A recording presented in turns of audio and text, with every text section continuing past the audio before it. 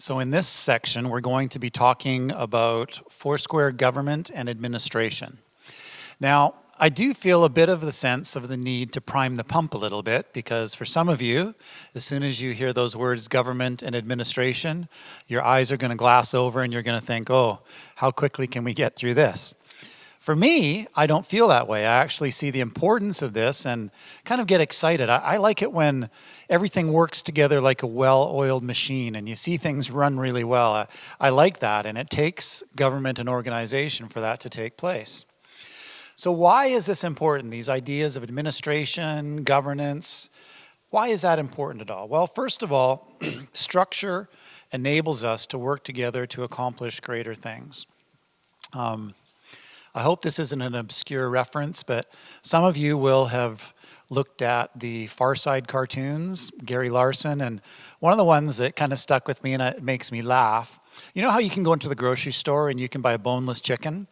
Well, he had this cartoon of the boneless chicken ranch, and so you had all of these chickens lying around that had no bones, kind of draped over a fence or on the ground, and they're just lying there limp. And you realize that with no bones, a chicken can't do anything. And I kind of think of organization structure like the skeleton of the body. It helps support the life of the body. If you take away the skeleton, it just becomes a blob like these boneless chickens that are lying over the fence. So in order for us to work together, we need some kind of structure and organization. It's the skeleton of the body. You think about Moses back in Exodus 18. He's got this situation where the people of Israel come to him to judge their matters, and long line every day. He's getting exhausted. People are tired of waiting in lines. And his father-in-law, Jethro, comes along, and he has a plan for structure and organization, qualifications for people who can lead different units, even a way this is all going to work. Okay, you can organize all these things like this, Moses, and they can judge all of the fairly straightforward issues, and when you come to really complex ones, then they can bring them to you. And so he proposes this whole idea, sets it into motion, and sure enough, everything is working together well, far better than it was when Moses was trying to do everything on his own. So we need it to work together to accomplish greater things. Structure also introduces checks and balances into systems and in our lives, which I also see as important, being accountable. You kind of get put somewhere in a structure or an organization, and there's a level of accountability that comes as you're placed inside of there. Remember the old adage that power corrupts and complete power corrupts, or absolute power corrupts absolutely? Well, do you know who that was said of? It wasn't a politician. It was a church person. It was actually the Pope that was referring to. So even within the church, without accountability, there's the chance that we could go off track. Another thing that policies and procedures, which are part of administration, what they do for us is they capture lessons that we've learned from in the past. You've also heard that those that fail to learn from history are doomed to repeat it. Well, there's certain policies and procedures we're always working on and refining. Like during my time as president, we've bought and sold a number of properties, and each time we do it, the process of doing that gets a little bit better. Like we learned from the last time we did it, so we're better at doing it next time around. So it captures some of those things, and so you don't have to reinvent the wheel every time you do something that regularly needs to happen. Another reason that I like policies and procedures is it enables you to treat people fairly and consistently. And one of the values that I have is fairness. I want to see people, not special treatment here and special treatment there, but let's do our best to treat everybody the same. And without that, maybe someone applies to have their lease approved and you say, okay, I like that guy, let's approve that one. And then someone else gets turned down. And they're saying, well, why didn't you approve ours? Well, if you've got criteria about what's going to be approved and what's not, you can apply that fairly across the board rather than some people getting treated special and some people getting treated differently. Policies are also there to protect us. They're like fences sometimes. Like we've got a vulnerable sector policy where churches also have to have a child and youth protection manual, safety manual. And not only have it, but use it. And so it not only protects us legally by having something like that, but it helps us protect the people within our church by following along those kind of policies and procedures. So I could go on about this, and maybe I will just a little touch longer. When we don't do some of these things, we can also put ourselves in jeopardy with our registration as charitable organizations. And you might think, well, that's never going to happen, that one of our churches is going to have its charitable registration revoked. Happened once last year, got reinstituted, but it happens. CRA cracks down on these things because we're not following the proper procedures or doing things that they require. Administration helps us to do all of those legal kind of requirements. I also like the idea that God likes administration so much that he gave a gift of administration. Romans 12, there's all these gifts that are listed off, and either leadership or administration is in there, and it says someone's got the gift of leadership or administration, let them govern diligently. So he thinks a lot of it, and I think we already mentioned in another scripture that our God is a God of order, not disorder. So organization, making things work well, governing them well, I think is part of God's heart, but it also helps us be the best that we can be. So what does that mean in the big picture? Well, first of all, Foursquare Canada, FGCC, is registered as one national body of believers. Actually, just let me back up because I noticed a note of mine. There's people that are always afraid of structure and organization because it seems like a lot of red tape you got to cut through. My vision for it is that we have sufficient policies and procedures, that they're beneficial to us, but that we don't become overly bureaucratic. Sound good? Okay, now let me go on to what I was going to say. Foursquare Canada is registered as one national body of believers. It's registered federally, like Canada-wide, under the Canada Not-for-Profit Corporations Act. Now, what does that mean? It kind of means that we are one church that's spread throughout Canada. An illustration of this, people could talk about branches. Something that works for me is to think about us as one big pie, and each one of our local churches is one of the slices of that pie. Together, we're just one pie, but we're broken off into different slices. And so we are all one. We're all together. We're registered as this one body within Canada. As we incorporate, not only does it help us solidify our identity, but there's a protection that goes along with that too. Organizations that don't incorporate face various liabilities, and we get to avoid some of those things. Having this one registration, having this one pie, also affects how we treat properties, where local churches don't have properties registered separately, but the one pie, the one organization, that one registration, all of the properties are registered under that one registration. A common misconception that I've come across over the years is that, well, National owns our properties.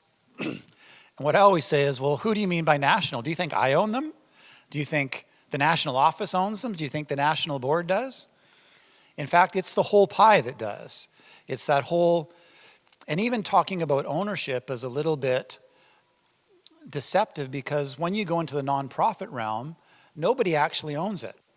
When something is given over into the nonprofit realm, you can steward it, but it's not like a for-profit organization where you now have shareholders who own stakes. We have stakeholders who have vested interests in seeing things be stewarded properly is really what we have.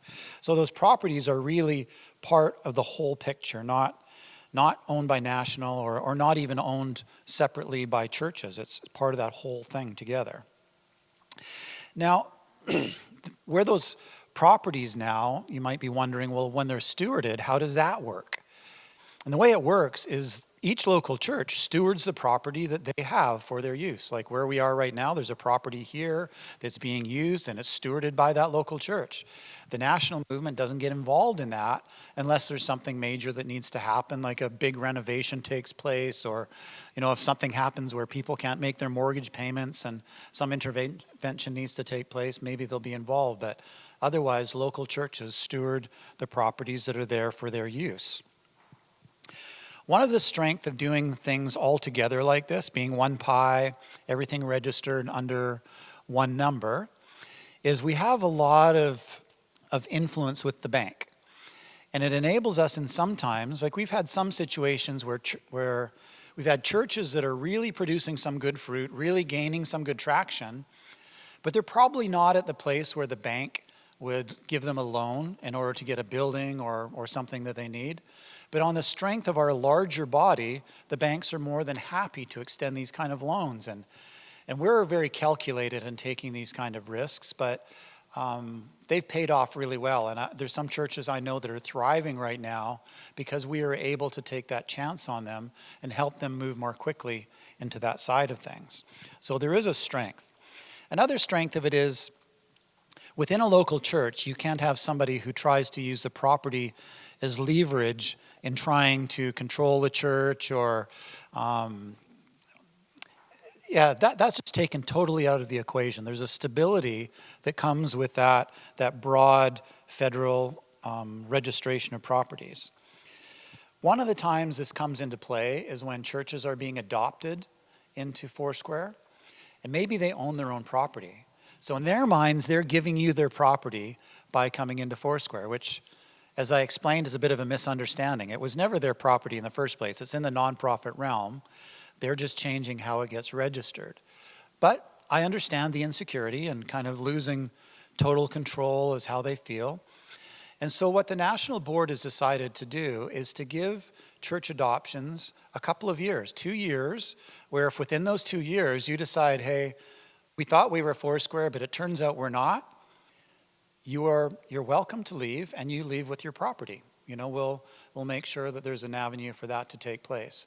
Because it's not all about properties. I mean, it's a realistic thing that we have to deal with, but it's not all about the properties. Okay, when it comes to the American Foursquare Church, ICFG, or the International Church of the Foursquare Gospel, we relate to them in most things as a partner nation in the global Foursquare Church. And I think Tom earlier mentioned a few things along this line. We used to have something that was called a joint venture agreement so that we could do things legally together. Because of changes in both the American government and Canadian, we now have partnership agreements, a separate one for funds going south and a separate one for funds coming north. But it does basically the same as a joint venture agreement where we can legally work together on projects and do things together. And this global Foursquare family, we are all part of, all of the member nations of Foursquare worldwide, who are also broken down into regions. We have probably the smallest region as far as the number of countries. It's North America. So it's Canada, the US, and Mexico. That's what makes up our region. Governing documents that we have, we used to talk about having a constitution. A few years ago, actually in 2014, there was a change in Canadian government, and they had all of these organizations, nonprofits, change over into a new system under the Canada Not-for-Profit Corporations Act. And so our constitution was replaced by articles of incorporation, which if you want to look at them, you're more than welcome to, but they're very bare bones. They talk about the general purpose of who we are, just some general identifying things, but really very little. And then under that, we have our bylaws. And the bylaws spell out a little bit more about who we are, but again, at a fairly high level organizationally. Talks about who are really the members of the Foursquare Gospel Church of Canada. How are they governed? In this case, by a board of governors, not a board of governors, a national board, a board of directors. How do things like Bible colleges or churches get established? And that's really, there's not much more in it than that. So we do have bylaws that are available for people that want to see them, but they don't really get into a lot of details about who we are, just covering those general types of things. And the requirement of having an annual general meeting is also in there. So if you want to look at that, you're welcome to. I don't even know, is it on the website? And it is on the website. I have confirmed to me that our bylaws are there, so you can look through those. What's probably more interesting, well, actually, let me talk about something else first before I go on to there. But you might wonder also how do these different documents that we have, these governing documents, how do they get adjusted and changed? Who decides to do that, and how does that get approved? Well, our bylaws go through a process of revision that normally involves our lawyer, involves our national board. But before it can be changed, our membership at our national AGM has to approve of any changes that go into the bylaws. In the articles of incorporation, now that they're there, we basically don't change them. They are what they are.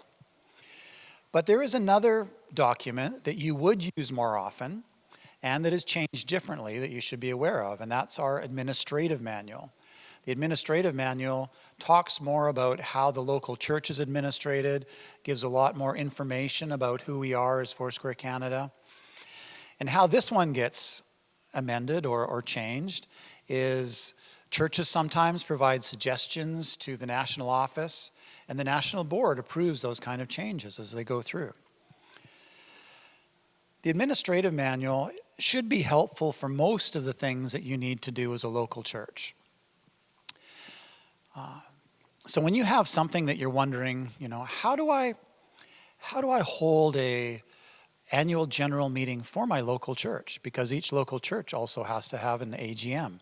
How do I do that? Well, there's different ways you could go about that. You could talk to a fellow pastor and say, how do you think I should do this? Or, you can try to come up with an idea on your own. But the administrative manual actually tells you how to do it and even gives you a suggested agenda that you can use in your local church AGM. So where do you find this wonderful document, this administrative manual? It's on our website in two forms. One is a downloadable PDF, which personally I like. I like something on my computer I can refer to without having to do the extra clicks to get to where it is on the website. And that is a searchable document with the table of contents in it. If you go down and it goes Church AGM, you just click on that and immediately you're taken to that page, which I think is wonderful, rather than having a paper document. You can print it out if you want and shuffle through the paper document, but by using the PDF, you click on the table of contents, boom, you're there. And if you don't know exactly what you're looking for, what the title or the section is, there's even a little magnifying glass at the top of the PDF document where you can put in a word and you can search that word through the whole document and it'll take you right where you need to go. How easy is that? Sounds pretty easy, right? If you're on the website, it's even broken down by sections on the website so you can read it and search it on the website itself. So those are ways you can access it, print it off yourself if you want to. And if it's still not clear to you, you can call the national office and they'll help. So the first place you look shouldn't be the national office, but it should be your administrative manual. And then if you need additional help, the national office will be there to help you as well. I should also mention the administrator's guide, because some things you just need a step-by-step. Just tell me step-by-step how I do this. How do I do some of these banking things? Or how do I do these forms? And the administrator's guide gives you some of that information. That's also available on our website. Okay, so we're organized nationally as this pie that we are all one, we're all part of. We register our properties under one registration, which provides a strength and assistance with the bank. It also helps us, I should mention, with the banking. It's not just borrowing, but it's even investing. We get better rates of return. And lots of great things that happen in our banking because we're doing it all together. Anyway, going on to another thing that I wanted to highlight is that nationally, Foursquare is organized as modified Episcopal. I'll explain what that means in a minute, but basically there's three different ways that denominations, church bodies organize themselves. There's an Episcopal, there's a Congregational, and a Presbyterian form. We aren't fully any of those things, but I would say that we are mostly Episcopal out of the three. An Episcopal church is a church that organizes itself with a system of overseers, and people are generally appointed to their position. They're not elected into their position by a congregation. Such as an example is our local pastors aren't hired by their church council. They're appointed by the president in consultation with their church council and their unit supervisor. So there's a form of appointing, but there's also an accountability that goes along with that relationship, so that the direct overseers then are not their church council, but it becomes the ones who appoint them. And in this case, the supervisors who work along with me in order to oversee the local church pastors. So we're Episcopal in that sense, that we do appoint people rather than elect them. And there's a strength in that, where our leaders have a fair amount of security in that appointment process. There's times in churches where things get a little unstable, and I've heard sad cases of things happening. One of my friends who was in a congregational style church, it's actually the first church that he pastored, and I guess things weren't going really well, but he didn't realize that they were as bad as he thought they were. And he showed up to preach as the pastor one Sunday morning, and the board met him at the door and said, "You're no longer our pastor." And he didn't see that coming. It almost destroyed him as far as his walk with Jesus and ministry went. Fortunately, he did get restored over time and is pastoring a church right now. But it was just a bad, difficult situation that I don't think that we face within the Foursquare Church. We don't have to face that kind of trepidation. Foursquare is modified Episcopal in the sense that there's elements of both the congregational and the Presbyterian systems within the way that we do things. A congregational system is more of a democratic style that would elect its leaders. Congregational also doesn't have governing authority above just the local church. But the way that they operate too is they would vote for their pastor to be hired. They would, voting would be an important part of what they do together as a church. And we also use voting, but we use voting in two situations. One is we vote for our national board using a form of voting called ratification, which I'll explain in a minute. And our church councils are also there by virtue of voting in the form of ratification as well, which I'll explain that in a minute.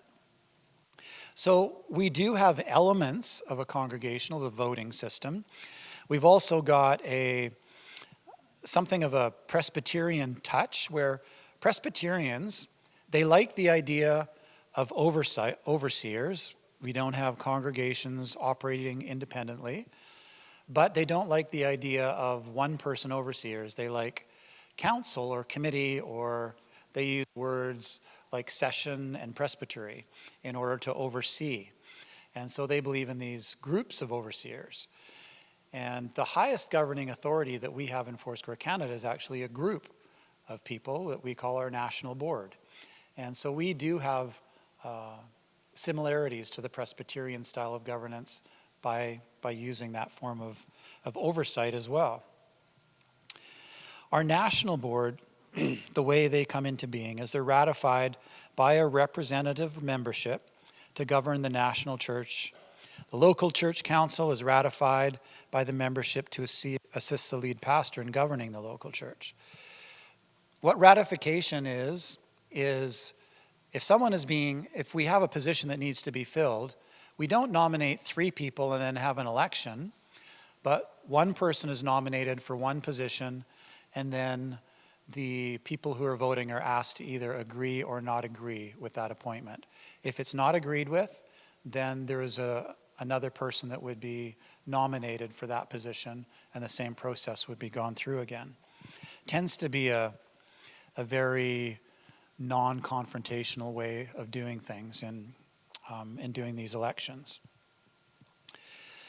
One of the benefits of this structure is that leaders are given greater freedom to lead through modified Episcopal. A board doesn't tell you what you have to preach in your church or control everything that's going on. Our local pastors actually have a lot of authority in their local church, but we are not encouraging a leadership style that's dictatorial. I mean, we don't want to go down that road. There's a lot of authority, a lot of freedom, but it's not a dictatorship. We expect our pastors to lead in consultation with others. And so other people are involved in the leadership decision. You lead together, but in the end of the day, the buck stops here with the lead pastor of the church. But there's a lot of freedom in that, which is great, and most of our pastors really enjoy that. There's also a balance of local and national authority where national can get involved in some things that are helpful, hopefully not intrusively, but in ways that benefit the local church as well.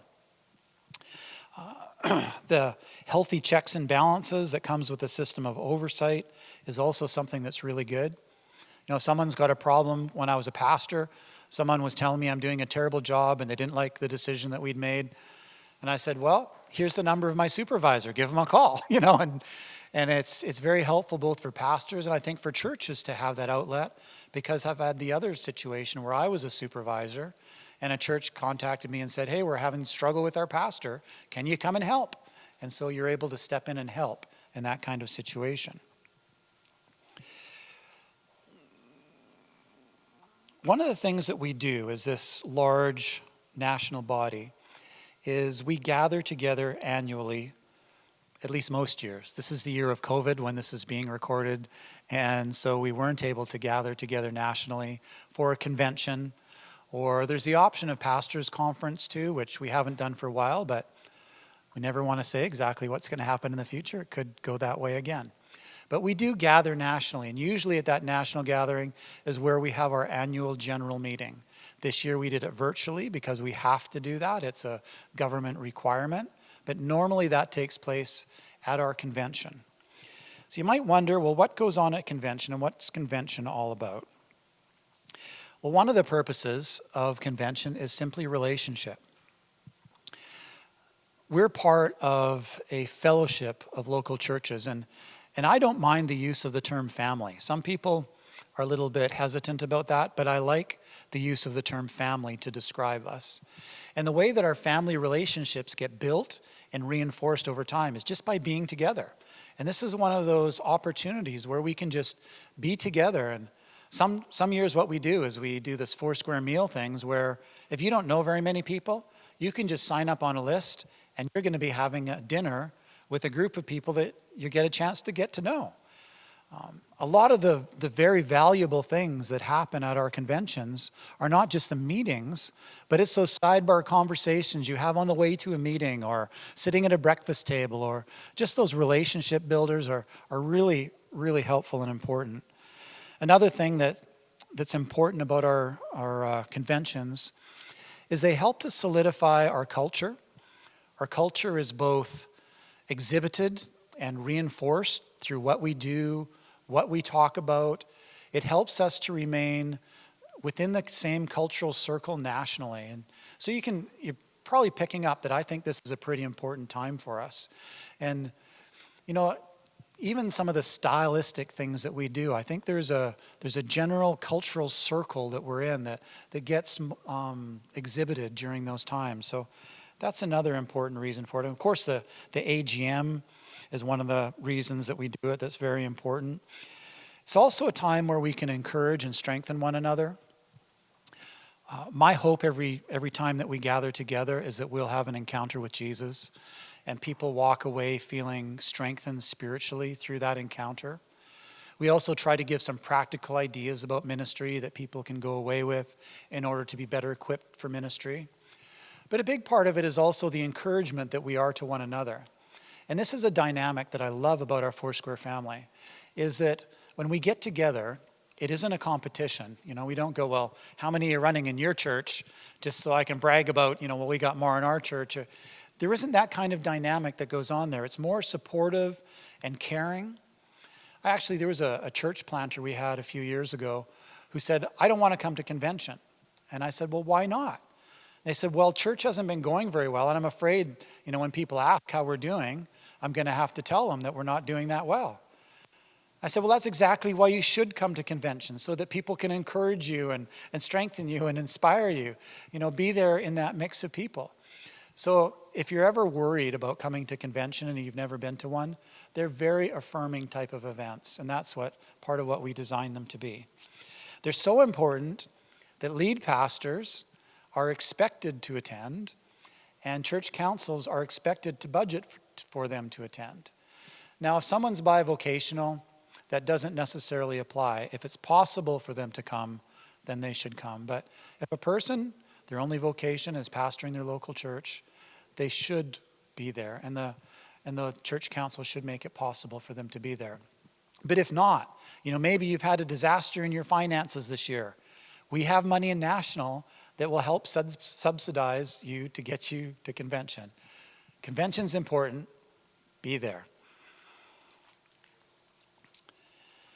Our local churches, and we are a local church movement, that's really the crux of our ministry, is what takes place at our local churches. Our national church, it supports the ministries of the local church, and here's some of the ways that it does it. Local churches are served by the national membership voting at our AGM that takes place normally at convention, and that's really the highest level of authority in Foursquare Canada, is our membership. Churches or licensed pastors are part of that membership. The national board's part of that membership. And each church gets to appoint delegates, one for every 50 people in the church, to be part of that membership vote. But there's only a few very high-level decisions, like changing the bylaws, ratifying our national board. Those are two of the most important things that it does, as well as doing just some normal house cleaning, like receiving reports and approving the site of the next convention, although we've already got it booked. Down from that, in authority, is the national board, which is the highest governing authority in Foursquare Canada. And the national board, we seek to have representation from across the country, from representatives from the different units. The majority of our national board are people who are licensed with Foursquare, although we try to get a mix of other people so that we have different expertise and different perceptions on the board. That's also why we want to make sure that we have a mix of men and women. We have a mix of people from different cultural and even racial backgrounds where possible. You might wonder, how does someone get to be on the national board? Well, I'll explain how the last person who came on the board got there. It was for one of our units where someone had served on the board for 2 consecutive terms of 3 years, which is the most you can do without a break. So they had to take a break. So the November of last year, I sent out a notice to the churches in this unit, and I said, we're looking for nominations for national board. And so then we wait for our local churches to send in nominations to the national board of people who could possibly fill that position. And we asked to know some things about them, and there may even be a requirement. We might say this person has to be licensed in order for us to keep our composition as a license, or the number of licenses. And then the churches send those nominations to the national board. Usually in our January meeting, we go through those and we pray over them. And a decision is made to nominate one person to fill that one spot. This last one was Brad Bristow from Airdrie. And so he got nominated. Then he's got to fill out an application just to make sure that we know him well and we know what he's willing to agree to. And then his name gets sent out to our churches for the AGM, where they then ratify whether or not they agree that Brad should take a place on the national board. And thankfully for both us and for Brad, he got ratified at the AGM, and so he's serving on our national board. So that's how someone becomes a board member. Terms, like I said, go for 3 years, and then you have to take a break. After the second term, you have 3 years, and then you can be renewed. And then after 6 consecutive years, you've got to take a break. Yeah, 2-year term, sorry. 3 2-year terms, sorry. I'm confusing the numbers in my head. Thanks. Jen's here making sure that I get this right. So 2-year terms, 3 consecutive terms, 6 years is what you're able to serve.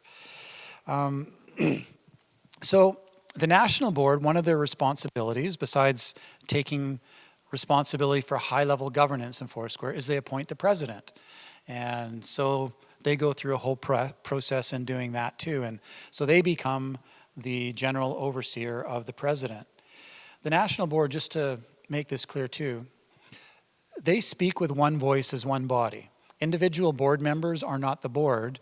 They are only the board and speak as the board when they are together and agree on things together as a board. So they speak with one voice, they decide together, not individually, which is and we've got a great national board. I really enjoy working with them, just so that you know about that. So we've also got supervisors, unit supervisors, that are appointed by the president to help develop healthy pastors and churches within units across Canada. Those supervisors are appointed by the president with the approval of the national board. And so they serve in that capacity, just helping to connect our churches, helping to encourage them, take advantage of church planting opportunities, bring in some leadership development opportunities, things like that they do for their unit. So they're great servants for the unit.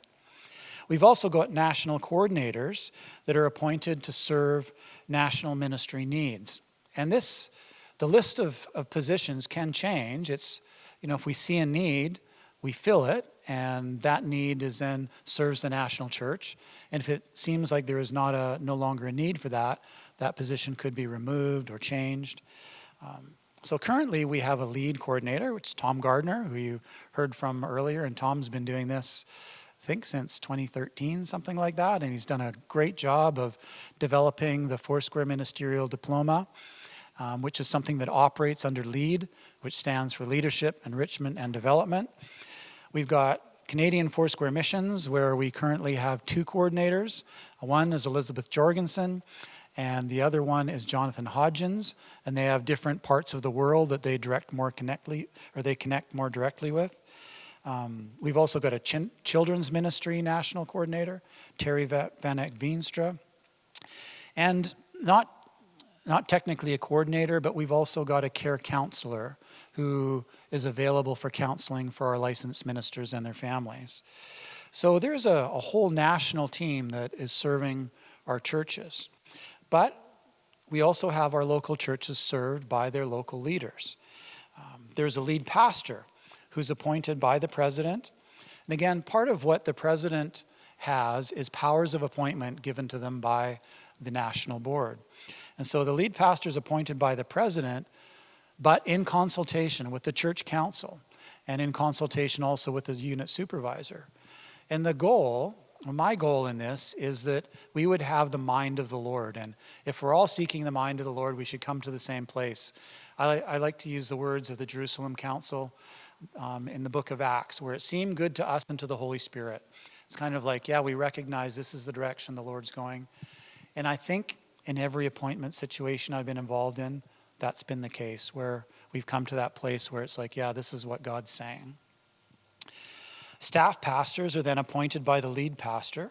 So all the staff positions are worked out inside of the local church, other than the licensing portion of them. They're, who's appointed, if there's going to be a youth pastor, it's the local church that decides that, the lead pastor with the approval of the church council, and other staff that may be needed as well.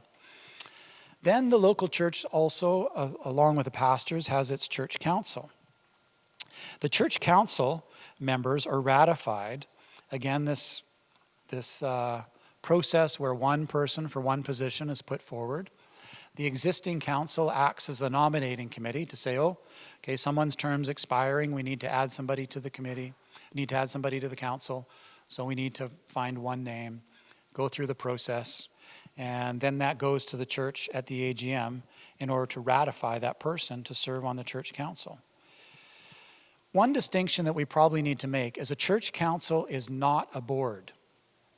A church council works alongside the pastor, mainly to serve the administrative needs of the church. Some use it for more than that, but that's the main idea, is the church council would work alongside the pastor to serve the administrative needs of the church.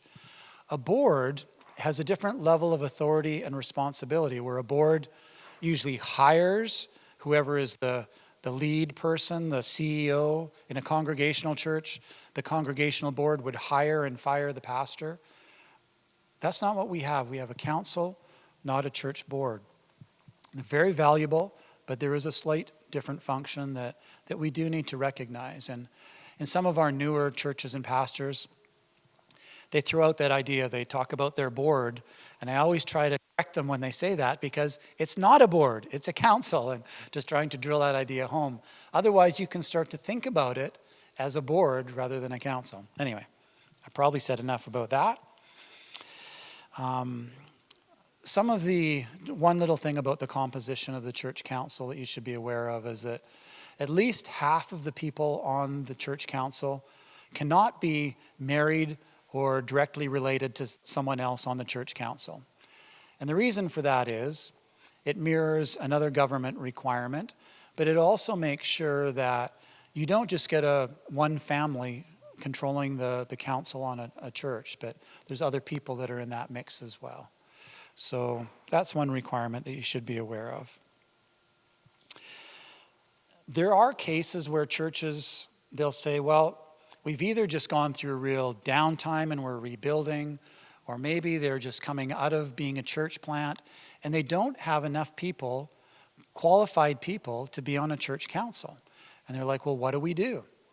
Well, we have a provision that for 1 year, a church can have a pastor's advisory committee, which is a committee of people that serves a similar role to the council, but they're appointed by the pastor, and they're there to advise the pastor, but as a temporary measure, because you can't have a council. They're not in replacement of a council. It's because you need to get a council there, but you can't right now. So we're giving you a little bit of time to work it out, is the whole idea. If it goes beyond 1 year, it has to have approval to go beyond that point in order to be legitimate. My last little note that I'll make about just the whole governance and organization side of things right now is eldership. Eldership in some churches is a very component of how they do ministry and how the pastor consults regarding spiritual and ministry matters. But we don't have a requirement or a format that has to be in Foursquare. In fact, it's optional. Some people want to have an eldership and they're fully permitted to do that. Some people don't want to have an eldership and they're fully permitted to do that. Some of the strengths of having an eldership, like I said, there can be a greater spiritual counsel and advisory board for the pastor on spiritual and ministry matters. One of the downsides that people have talked to me about, they said, once you appoint an elder, how do you unappoint them? They're there even if they start to become a problem. And some of them aren't doing much ministry in the church. So some churches' approach is our ministry leaders will be like our eldership. So there is various approaches there, and one, there isn't a requirement. Who gets to decide what's going to happen in a church as far as an eldership? The lead pastor does. If they want an eldership, they can set that up and to assist them in the ministry of the church. And the one requirement is that an eldership cannot usurp the authority of a church council or the role of so you can't have an eldership that's now going to replace your church council. Church council, still defined. Eldership has to be something different than that. So those are just a brief overview of the whole governance and administration of Foursquare Canada. I won't go into tons of details because it's more important that you find those out as they become important to you. There's things in the administrative manual that you can learn and refer to. And the administrative manual, for those of you who might be lead pastors or becoming lead pastors, you actually have to write an exam in order to pass, in order to be a lead pastor, write an exam on the administrative manual. So try to do what you can to become familiar with it, and I'm sure it will be very helpful to you.